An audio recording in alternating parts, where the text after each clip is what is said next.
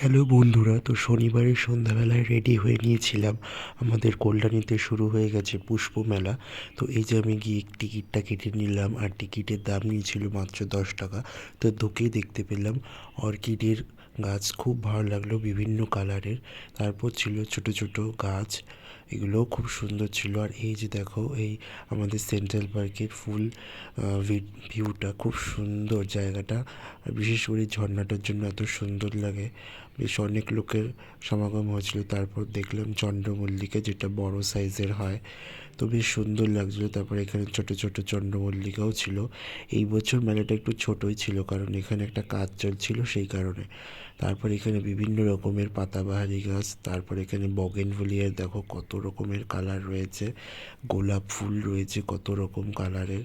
আরও থাকে, বাট এবার জায়গা কমের জন্য অল্প রয়েছে। আর আমার সাথে ছিল আমার বান্ধবী সায়নী, আমরা দুজন মিলে গিয়েছিলাম।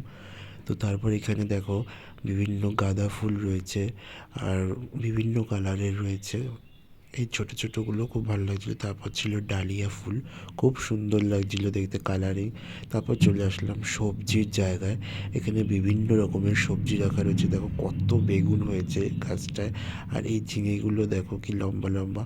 তারপরে এই গাছগুলো দেখে আমার খুব ভালো লাগছিলো, কি সুন্দর। তারপরে এখানে বিভিন্ন ক্ষেতের মানে সবজি, সেগুলো এখানে সাজিয়ে রাখা হয়েছে। ফুল, সেগুলোও এখানে রাখা হয়েছে, খুব সুন্দর লাগছিল।